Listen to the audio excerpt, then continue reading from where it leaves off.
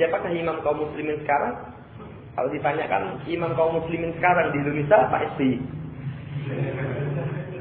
Karena syaratnya imam itu seorang muslim, ya, kemudian mengerjakan salat, tidak melakukan kekufuran yang nyata, kemudian memiliki rakyat, memiliki wilayah. Itu imam. Itu Allah Ta'ala. Itu kalau ditanyakan imam kaum muslimin di masa sekarang berkaitan dengan Indonesia. Adapun kalau misalnya orang mempersoalkan, tapi kan hukumnya bukan hukum Islam. Nah, hukumnya bukan hukum Islam, berkaitan dengan seorang yang berhukum dengan selain hukum Allah, itu ada rincian di kalangan para ulama. Ada rincian di kalangan para ulama. Kalau misalnya seorang berhukum dengan selain hukum Allah, itu meyakini selain hukum Allah itu lebih baik, lebih benar, maka dia baru kafir. Kalau misalnya dia yakini sama, hukum Islam dengan hukum selain Islam sama, maka dia kafir. Kalau misalnya dia meyakini boleh saja berhukum dengan selain hukum Islam, boleh saja, silakan saja, bebas, dia kafir. Tapi kalau misalnya seseorang masih meyakini sebenarnya yang paling benar itu hukum Islam, lo kenapa? Ya, Anda memilih selain hukum Islam? Ya ini karena tuntutan pekerjaan misalnya. Itu tidak bisa dihukumi kafir, tapi bisa digolongkan sebagai ya, faulaika humul fasikun, faulaika humul dhalimun. Itu kalau ditanyakan berkaitan dengan masalah hukum, itu Allah Ta'ala demikian.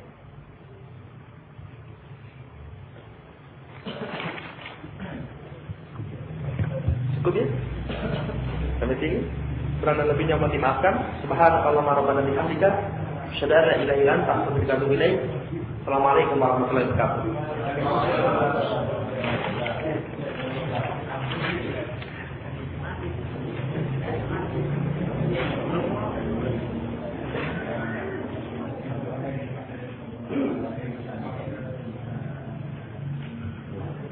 Karena tanya bagaimana hukumnya mengenai bentrokan yang terjadi di Solo kemarin. Saya tidak tahu persis. Ya, yang saya dengar katanya ormas dengan warga, katanya preman dengan preman. Saya nggak tahu mana yang lebih benar beritanya itu. Ya, wallahu ta'ala alam. Cuman yang jelas, ya, berkaitan dengan darah kaum muslimin, seorang yang sudah mengikrarkan la ilaha illallah wa anna muhammadar rasulullah, itu nggak boleh dialirkan darahnya. Tidak diperbolehkan dialirkan darahnya. Itu yang pertama. Kemudian yang kedua, kalau alasannya amar ma'ruf nahi munkar. Misalnya ada seorang yang minum minuman keras, kemudian kita ya, pukuli orang tersebut dengan alasan ini amar ma'ruf nahi munkar. Rasulullah sudah mengatakan, man ra'a minkum munkaran falyughayyir bi yadihi, fa in lam yastati' fa bi lisanihi, fa in lam yastati' fa bi qalbihi, fa dzalika adhaful iman. Mengingkari kemungkaran dengan tangan itu hak yang punya kekuasaan.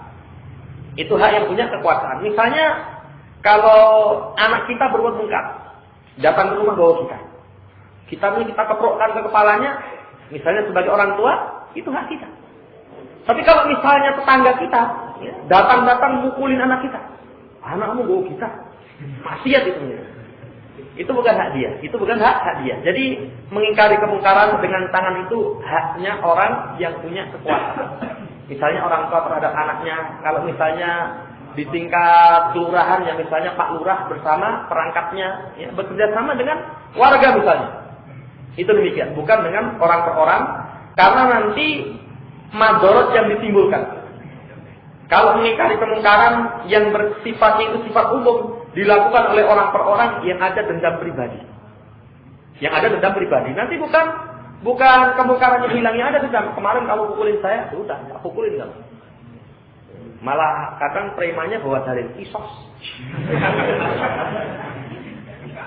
Ini ya hati-hati. Kemudian pula yang ketiganya berkaitan dengan memberikan nasihat itu ada adab. Ya, kemarin sudah dibahas ad-dinu an-nasihah. Salah satunya liman ya Rasulullah, kata Nabi sallallahu alaihi wasallam, li a'immatil muslimina wa amatihim, untuk penguasa kaum muslimin dan awamnya mereka. Nah, seorang yang memberikan nasihat, kalau tujuannya saya melakukan yang seperti itu untuk nasihat. Ya, kalau untuk nasihat itu ada patokan. Pertama, seorang yang memberikan nasihat itu harus ikhlas. Tanda ikhlasnya seseorang itu pertama, suka orang yang dinasihati mendapatkan hidayah. Ya. Suka orang yang nasihat itu mendapatkan hidayah. Kalau misalnya orang mengingatkan orang tujuannya ben tambah jadi kafir misalnya. Itu namanya nggak ikhlas. Tanda ikhlas itu senang kalau orang yang dinasihati mendapatkan hidayah. Yang keduanya tanda ikhlas itu didoakan kebaikan. Didoakan kebaikan itu tanda keikhlasan. Kemudian tanda ikhlas itu yang ketiganya memilih metode yang paling bisa mengantarkan kepada tujuan. Itu namanya ikhlas dalam memberikan nasihat. Ya, ikhlas memberikan nasihat. Misalnya metodenya dengan lemah lembut, berikan dengan tata cara lemah lembut. Misalnya dengan orang lain, berikan dengan orang lain. Tidak harus diri kita yang memberikan nasihat.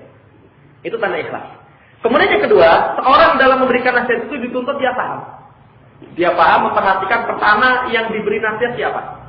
Memberi nasihat kepada penguasa beda dengan memberikan nasihat kepada rakyat. Memberikan nasihat kepada orang yang awam beda dengan memberikan nasihat kepada orang yang memiliki ilmu. Memberikan nasihat kepada seorang yang berwatak keras itu berbeda memberikan nasihat dengan orang yang lemah lembut. Demikian pula orang pun dituntut memperhatikan dalam memberikan nasihat itu dituntut memperhatikan pendorongnya nasihat apa. Kalau misalnya ada orang yang mendem, ditanya, kenapa Thomas kamu mendem? Oh, saya mumet. Anak gerindil, gawean nggak jelas misalnya seperti itu. Itu berbeda pendorongnya dengan mendem apa mesti ini pokoknya dewa mabuk sih.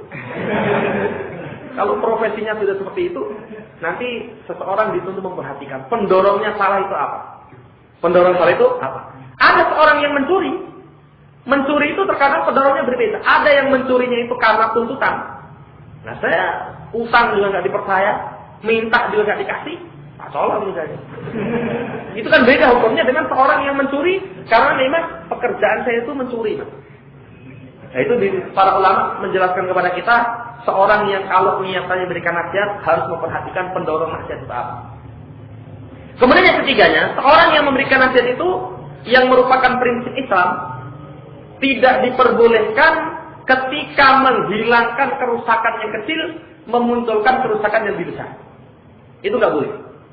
Ya. Apa misalnya ada seorang yang sudah semangat ke masjid, tapi ada kemungkarannya apa? Kemungkarannya kecil itu misalnya masih suka merokok.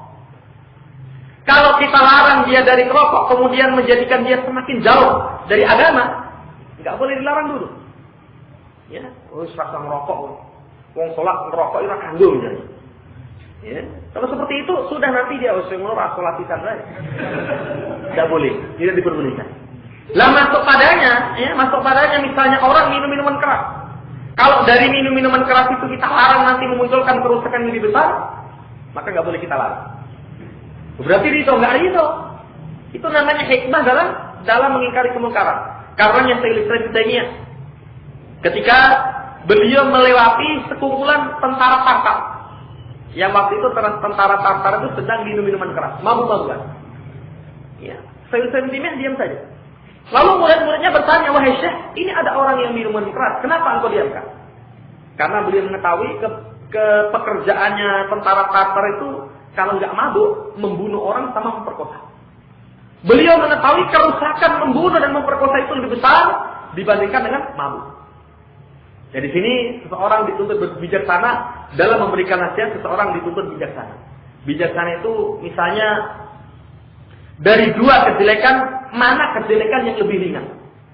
Dari dua kebaikan, mana kebaikan yang paling tinggi? Makanya seorang yang cerdas itu yang bisa membedakan yang bisa memilih dua kejelekan, kemudian kejelekan yang paling ringan itu dia pilih. Itu orang yang cerdas. Kalau orang misalnya tahu ini haram, ini maksiat, ini ketaatan, banyak orang yang bisa paham seperti itu. Tapi kalau orang yang bisa menimbang, oh dari dua kerusakan ini, kerusakan yang lebih besar ini, kerusakan yang lebih ringan ini. Dia pilih kerusakan yang lebih ringan. Kalau keduanya tidak bisa dihilangkan. Dan ini tanda seorang yang bijaksana. Misalnya seorang dokter melihat pasien. Dokter yang bijaksana dilihat penyakit pasiennya ketika kesemuanya nggak bisa disembuhkan. Ada pasien misalnya punya penyakit 5. Ada penyakit paru, ada penyakit batuk, ya, ada penyakit jantung. Kemudian misalnya sudah ini batuknya saja dulu biar nggak ada suara. Tapi jantungnya sudah megah-megah mati misalnya. Itu berarti nggak bijaksana. Harusnya kalau kesemuanya nggak bisa disembuhkan, waktu itu yang paling membahayakan dahulu disebutkan.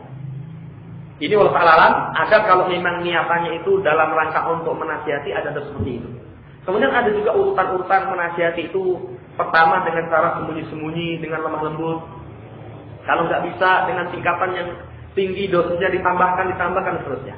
Itu wallahu a'lam, kalau memang sumbernya karena salah dalam menasihati orang, maka hendaknya kita koreksi diri. Tapi kalau itu memang kedoliman berkaitan dengan kedoliman seorang yang mendolimi saudara kita muslim, maka angkat permasalahan itu kepada penguasa. Sudah bawa saja kepada penguasa, nanti urusannya itu urusan penguasa kaum muslimin. Pemerintah kita nanti yang ngurusin. Itu Allah Ta'ala bukan berarti takut kamu ya sama periman, enggak. Bukan seperti itu, tapi agama itu ada aturan-aturan, agama itu ada patokan-patokan, maka kalau itu bukan hak kita, maka serahkan itu urusannya kepada penguasa kaum muslimin. Itu insyaallah yang mau masalah. Tapi sekali lagi, kalau sesuatu yang harusnya bukan kita yang nangani, kita tangani. Yang ada itu dendam terus. Oh, kamu dulu membunuh bapak saya, sudah. Bapak kamu tak bunuh. Terus, ya. Itu seperti itu. Tapi kalau misalnya penguasa, sudah. Ini wallahu ta'ala. Apakah ulil amrinya atau komandannya dianggap sah? Wallahu ta'ala. Kalau yang saya tahu, komandan yang menyerang, ya jelas nggak sah itu.